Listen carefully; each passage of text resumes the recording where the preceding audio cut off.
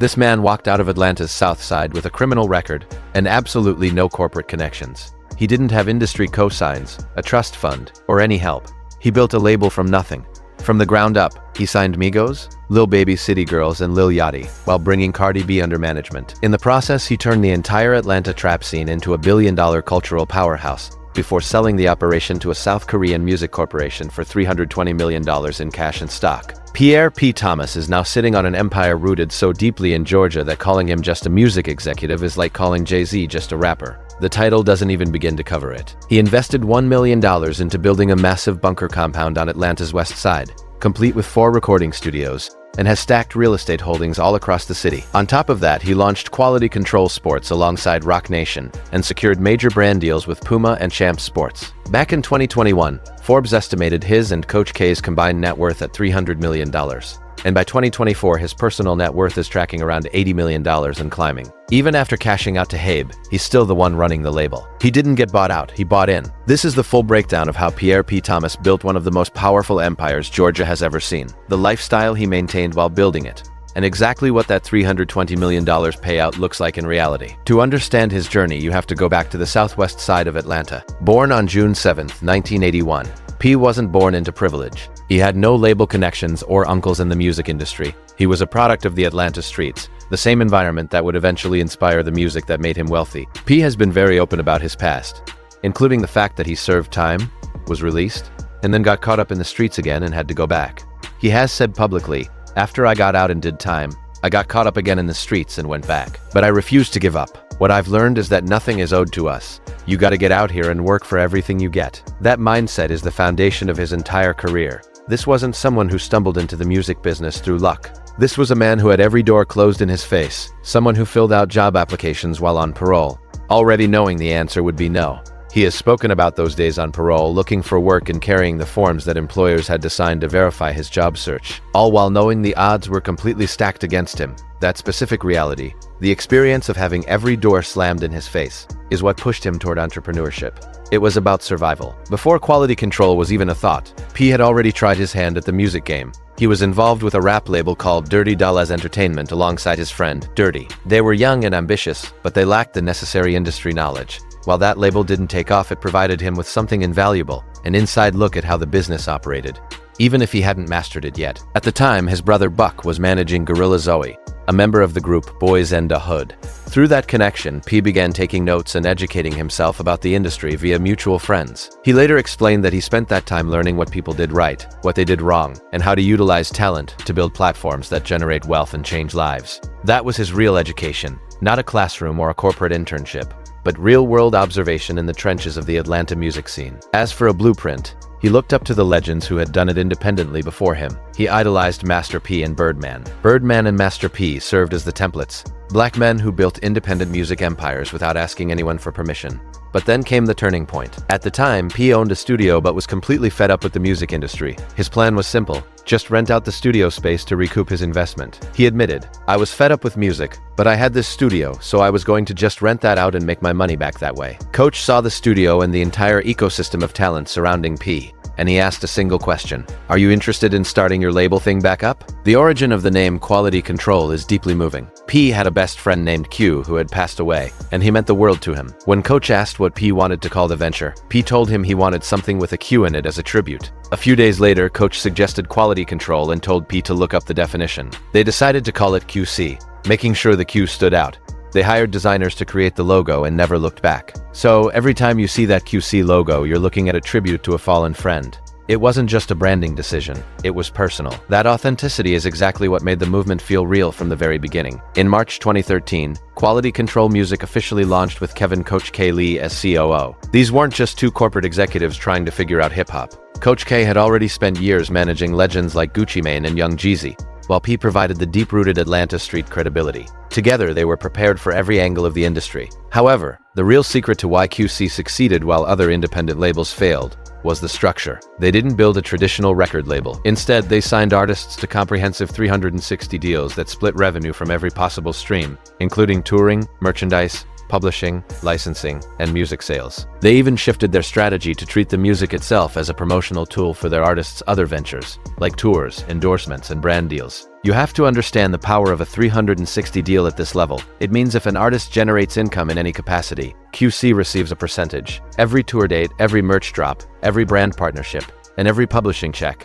QC was involved in it all. It wasn't just a label. It was an entire ecosystem, and P built it from the ground up on Atlanta's west side. They spent a full year and $1 million constructing a state-of-the-art bunker-style headquarters. This facility didn't just house offices. It featured 4 top-tier recording studios, creating a one-stop shop for any artist ready to elevate their career. Think about the scale of that move. Before they had a single platinum record or a global superstar, P and Coach K invested $1 million into the infrastructure. That is the no-limit mentality, the Master P blueprint. You don't wait for greatness to arrive. You build the foundation before the world even knows you're coming. Their first major move was Migos. The label got an early assist from Gucci Mane, who discovered the group, but it was Quavo, Offset, and Takeoff who propelled QC to new heights. These 3 young men from Gwinnett County brought a unique triplet flow that the world hadn't heard yet. P and Coach K recognized the potential immediately and locked them in. From there, they strategically assembled one of the most formidable rosters in trap music, adding Lil Yachty, City Girls, and Lil Baby, while bringing Cardi B under their management. Guided by P and Coach K,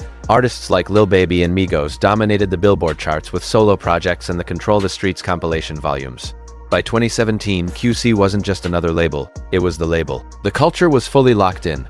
Every summer, every playlist, and every Billboard chart featured QC artists. They were everywhere. While the artists served as the face of the movement, P was the architect, the man in the boardroom behind the scenes, ensuring every dollar was accounted for. P once explained his strategy, saying, "Everything we do is in-house. We got our own producers, our own engineers." That is vertical integration in its purest form. P controlled the entire music supply chain, from the moment an idea was born to the moment the check was signed. By keeping everything internal, he ensured that money didn't leak out to third parties. It stayed within the building. In February 2023, the story reached a massive turning point. Quality Control was acquired by Hey America, led by Scooter Braun, for $320 million in a combination of stock and cash. Think about that figure for a moment. $320 million for a label that P started with no corporate backing and no industry cosigns. It was built purely on the conviction that Atlanta talent was the most valuable asset on earth, and a willingness to build the infrastructure to prove it. To break down exactly how the deal worked, according to filings with Korean regulators, Hey America paid a $250 million purchase price for QC and issued an additional $50 million in new stock to the founders Kevin Coach K. Lee and Pierre P. Thomas. That brings the total to $250 million in cash, plus $50 million in Hey stock. That equity in a company that also owns BTS, Tomorrow X Together, and via SB projects, Justin Bieber, Ariana Grande, and the Kid Laroi is a massive deal. We're talking about equity in a global entertainment machine. Hey isn't just a K-pop company anymore. Their US portfolio includes Big Machine label group, home to country stars like Tim McGraw, Thomas Rhett, and Rascal Flatts. QC is now under the same corporate umbrella as some of the biggest names in global pop music. P went from Southwest Atlanta to sitting in board meetings with the same people who manage BTS. That isn't just a come-up. That is a generational leap. However, when the news broke, the streets had a lot to say. The internet went wild, calling him a sellout because QC sold to a Korean corporation and Scooter Braun, the same Scooter Braun involved in the Taylor Swift Masters situation. People were asking, P, how could you do that? Instead, see people are selling in, and see that you are building something to create more for everybody. And that is the real truth. This wasn't a sellout. This is what high-level financial chess looks like. Here is the part most people missed. Under the terms of the new deal, the label's artists still maintain their relationship with Universal Music Group. Furthermore, Scooter Braun pushed for P and Coach K to retain the freedom to remain cultural leaders in their own right. P didn't lose his position. He simply cashed a $320 million check and kept driving. That is what winning at the highest level looks like. You don't get bought out, you get bought in, maintain your role, and add a 9-figure war chest to your operation. P himself stated, Hy-B are perfect partners for quality control. As we come together to take our story and work global, all of HIB's leaders are entrepreneurs with a phenomenal combined history of finding talent and taking it to the highest levels. He explained that taking QC worldwide required partners who understood what it meant to build something from the bottom and aim for the top. Coach K echoed that same energy, while Scooter Braun recalled riding around Atlanta with Coach over 20 years ago. discussing their dreams and ambitions. Back then, they said if they were ever let into the game, they would never give it back. Now, they are joining forces to make those long-term dreams a reality. That's what you call playing the long game. We're talking about 2 decades of building relationships, staying in the right rooms, and grinding in Atlanta until the entire world had no choice but to pay attention, then cashing out at the perfect moment. That is elite-level business. People are just now starting to connect the dots on how deep P's pockets really are. While the Hive sale is the headline everyone is talking about, the full scope of QCP's wealth is much more layered. Let me break down the numbers for you. First, let's look at the label revenue. Before this deal even happened, Forbes estimated that Kevin Coach K. Lee and Pierre P. Thomas had a combined net worth of $300 million as of 2021. That wealth was built through record sales, massive tours, merch, and brand partnerships. Keep in mind, that was the total 2 years before they secured an additional $320 million from the Hive acquisition. The bag was already heavy. As for P individually, current 2024 estimates put his personal net worth at approximately $80 million. Back in 2021, he was sitting at around $50 million. So that jump to $80 million really highlights his business savvy and his ability to stay profitable in an industry that's constantly shifting. But it's not just music money. Then you have to look at the real estate. His wealth is built on a foundation of his music label, strategic real estate investments, and high-level endorsement deals. Beyond his music ventures, he has invested heavily in properties throughout Atlanta. These assets have not only provided a consistent stream of income, but have also appreciated significantly, adding a massive boost to his overall net worth. The luxury real estate market in Atlanta has been exploding lately. In neighborhoods like Buckhead, mansions are listing for between $4 million and $6 million. Offering the kind of luxury and amenities that would easily cost $15 million in Los Angeles. Being an Atlanta native, P understands the landscape and the trajectory of property values. He's been quietly acquiring land and buildings in a market that has seen steady growth for an entire decade. Then, you have the brand partnerships. Because of his massive influence in the industry, Thomas has locked in deals with major names like Puma and Champ Sports. These aren't minor sponsorships. When you're the man who launched a career as big as Lil Baby's, these partnerships involve 7-figure conversations. Companies like Puma and Champ Sports simply don't write small checks for that kind of leverage. On top of all that, there's Quality Control Sports. In 2019, QC made a power move by partnering with Roc Nation Sports to launch a brand new division, further expanding their reach beyond just the music business. This was a partnership with Jay-Z's sports management firm. P wasn't satisfied with just dominating the music industry. He looked at his roster of Atlanta artists and realized the potential. When these rappers are sitting courtside at NBA games or getting field access at NFL games, why shouldn't his team be managing those athlete relationships? He built the sports arm of QC because he saw the opportunity and refused to let anyone else take a seat at his table. And he hasn't slowed down. P was publicly interested in acquiring 300 Entertainment, the label home to Megan Thee Stallion, Young Thug, and Gunna. Even taking to Twitter to say his bankers were ready for the conversation. With an asking price of $400 million, P was prepared to step up. Following the Hive deal, being part of those high-level discussions isn't even a stretch for him anymore. That is simply the level he operates on now. So what does a man from Southwest Atlanta, worth $80 million and fresh off a $320 million acquisition, actually do with his life? To put it plainly, P moves in silence. That's his brand. He isn't the type to flash every new car on Instagram, hit every club, or do weekly interviews. He has said himself that he prefers not to be at the forefront. Much of his work comes from the heart, as he's behind numerous philanthropic projects that the public never even hears about. He is giving back to his community off camera, without looking for any clout. That's a rarity in this business. It's the clear distinction between someone who simply made it and someone who truly became a mogul. But don't let the quiet moves fool you. P still lives large. When he decides to show up, he does it the right way. Take June 2022, for example, when Diddy hosted a black tie birthday bash for him in Atlanta. The city's elite showed out in their finest threads and most expensive rides. P arrived in a pristine white Rolls-Royce Phantom that perfectly matched his white tuxedo jacket. His crew followed behind in 2 more matching white luxury vehicles, a Mercedes-AMG G-Wagon and a Lamborghini Urus. 3 cars, all white, all high-end, completely coordinated. That's not just a coincidence. It's a calculated flex from a man who was once filling out job applications while on parole. Let that sink in for a moment. This is what separates P's lifestyle from the typical industry flash. He doesn't just live inside his money, he moves it. Early stories about him describe an Atlanta native who used to be decked out in jewelry. Notice the used to. At some point, P decided that the ice on his wrist was far less important than the equity on his balance sheet. The heavy chains were replaced by 360 deals, publishing rights, and real estate portfolios. That is the evolution of a true businessman. You never lose touch with the culture. You just stop letting the culture dictate how you spend your capital. His lifestyle is reflected in the company he keeps, and his birthday celebrations alone show you the elite caliber of his network. The guest list for his birthday celebration read like a who's who of the culture. Takeoff, Lil Baby, City Girls, Gucci Mane, Jermaine Dupri, 2 Chainz, DJ D Nice, Coi Leray, and Moneybagg Yo were all in attendance. Even Atlanta's mayor, Andre Dickens, pulled up, not for a political photo op, but as a genuine guest. When the mayor of a major city is on your invite list alongside the biggest stars in hip-hop, you've moved past being a music executive. You've become an institution. You're part of the city's infrastructure. The headquarters that P and Coach K established on Atlanta's west side is essentially a massive hub for their operations. They invested $1 million in a single year to build out this facility, which houses 4 recording studios and extensive office space.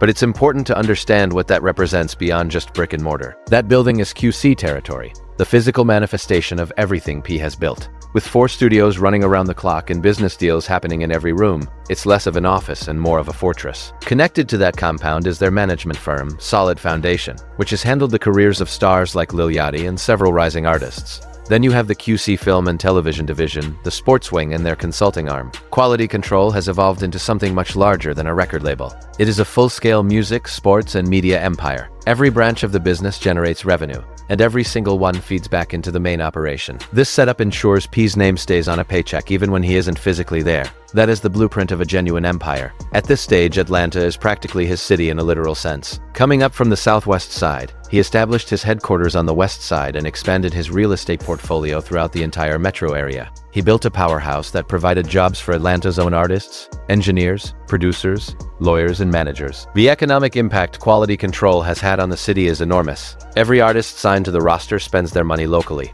Every tour and major project has its roots in Atlanta. From studio sessions to music video shoots, P transformed his hometown into the most influential hub in hip-hop for nearly 10 years. His personal life has undergone just as much growth. In March 2019, he welcomed a son, followed by a daughter with model Lyra Mercer in April 2019. Having children to provide for changes a man's perspective on wealth. The focus shifts from just spending money to building structures, managing trusts, acquiring equity, and securing a legacy. Regarding that legacy, the Hype deal didn't signal the end of QC.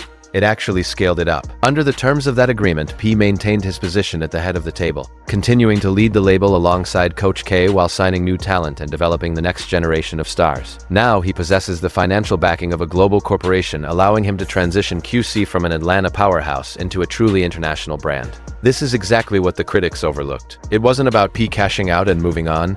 It was about him securing the bag while remaining firmly in control. To put this into perspective, the scale of what P built goes far beyond his own net worth. Consider the landscape of hip-hop before QC. Atlanta was already the rap capital, led by giants like Jeezy, Gucci, T.I., Outkast, and Goody Mob. However, by the early 2010s, the next generation lacked organization. There were talented kids all over the city with no platform, no infrastructure, and no one willing to invest real capital in them. P recognized that void and didn't just step in.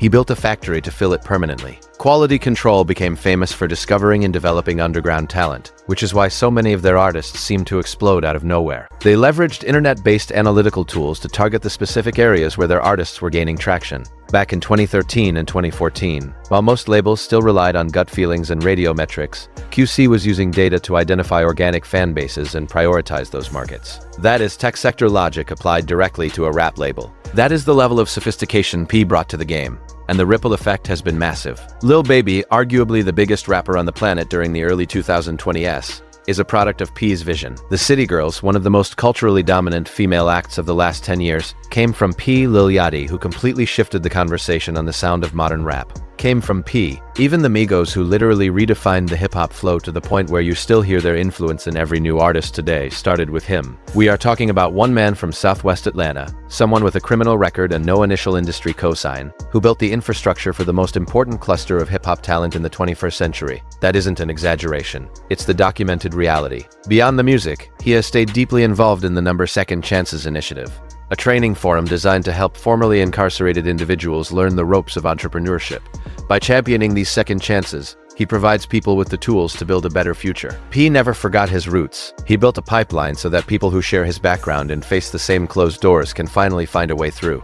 That is the true measure of a leader. Now, the Heap deal itself sets a brand new precedent that the entire culture needs to pay attention to. When a black man from the streets of Atlanta builds an independent label, scales it into one of the most culturally influential music companies on earth, and then sells it to a global corporation for $320 million while retaining leadership, that's a blueprint. P is showing the next generation that you don't have to choose between staying authentic and getting paid at the highest level. You can do both. You can be from Southwest Atlanta, sell to a Korean entertainment giant, and end up wealthier than almost every executive in the business while remaining the same person who named his company after a fallen friend named Q. That's real, recognize real. No cap. The man essentially owns the city. He grew up there, watched the city overlook him, and even went to prison there. Then, he got out and built an empire in that same city, signing every major artist to come out of the area. He sold that empire for $320 million and stayed right there to keep building. Pierre P. Thomas doesn't just work in Atlanta. At this point, Atlanta operates because of him. For someone who started with nothing, filling out job applications on parole knowing no one would call him back, this is one of the most extraordinary business stories in the history of the culture. That's the real story, gang. Subscribe, like, and hit the notification bell. Let me know in the comments. Do you think P should have sold QC or held on? And what's your take? Does the Haby deal make QC stronger? Or was something lost in the transition? I want to hear your thoughts. We out.